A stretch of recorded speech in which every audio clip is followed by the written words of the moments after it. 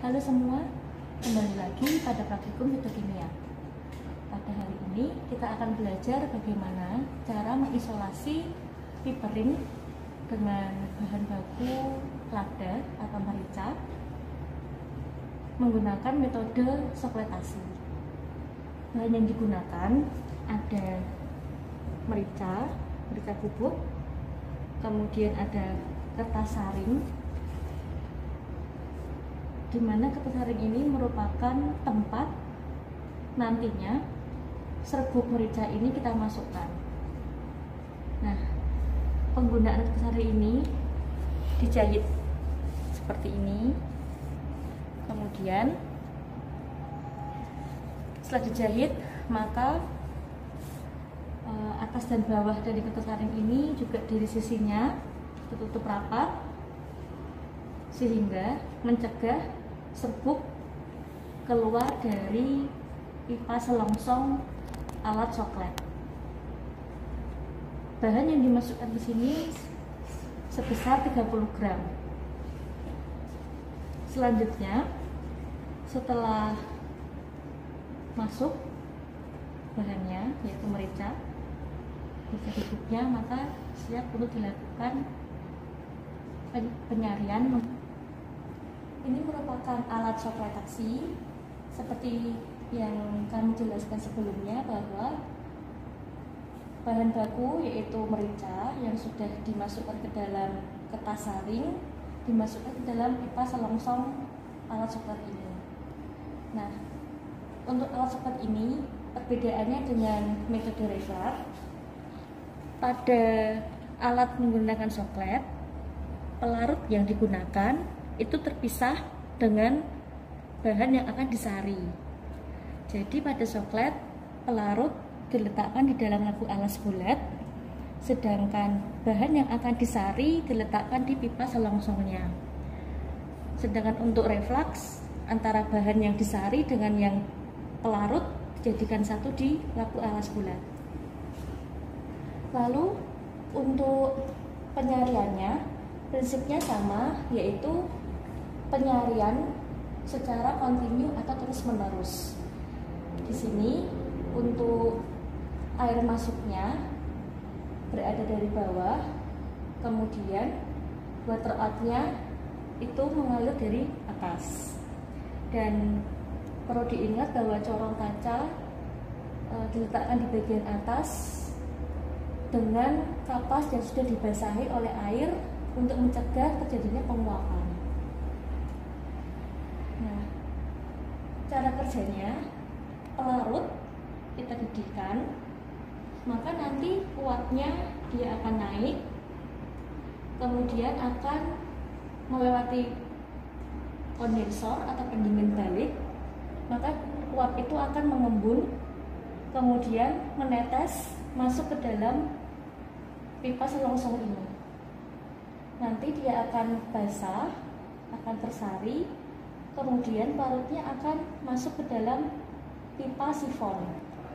Nah, saat pelarut masuk ke pipa sifon, setelah mencapai batas atas, secara otomatis nanti pelarutnya itu akan masuk mengalir ke bawah menuju ke labu alas bulatnya lagi. Nah, kondisi itu dinamakan satu siklus atau satu sirkulasi. Siklus atau satu sirkulasi ini kita hitung berapa lama bahan atau pelarut ini menyari seluruhnya saat satu siklus itu tercapai. Itu berapa menit, berapa lama. Kemudian setelah dicatat waktunya, maka kita bisa menentukan kira-kira untuk siklus berikutnya atau sirkulasi berikutnya itu berapa lama. Lalu dalam penyarian dengan metode sirkulasi ini, kita melakukan ekstraksi minimal 7 atau 8 sirkulasi.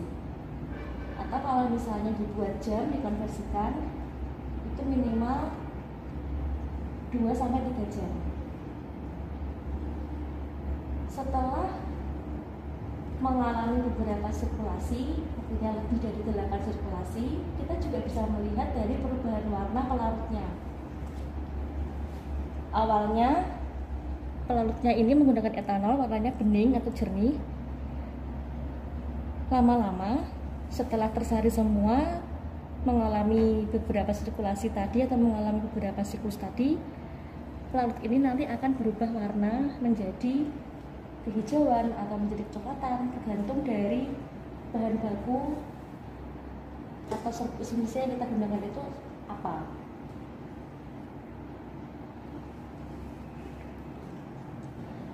Setelah didapatkan warna pelarut yang pekat, artinya sudah berubah warna, maka pelarut sudah terekstraksi atau sudah menarik atau menyari bahan baku serbuk silisianya, sehingga siap untuk dilakukan penguapan. Pada proses penguapan untuk didapatkan ekstrak kental. Nah, berikutnya setelah didapatkan ekstrak kental menggunakan diuapkan dengan rotary evaporator, maka nantinya kita akan bisa mengidentifikasi senyawa menggunakan proses KLT atau kromatografi lapis tipis. Perlu diingat bahwa saat memanaskan pelarut di dalam lampu alus bulat ini, jangan lupa untuk menambahkan batu didih.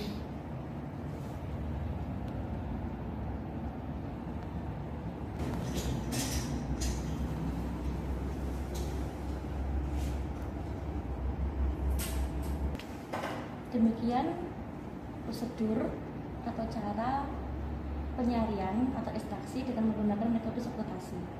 Semoga video ini bermanfaat. Terima kasih.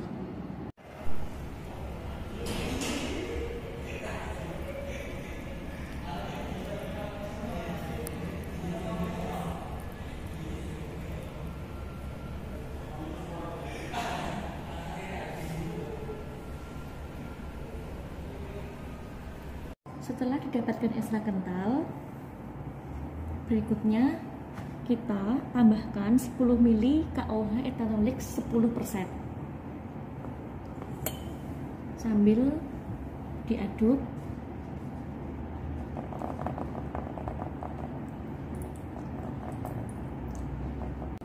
Tambahkan 10 ml sambil diaduk. Kemudian hasilnya nanti disaring.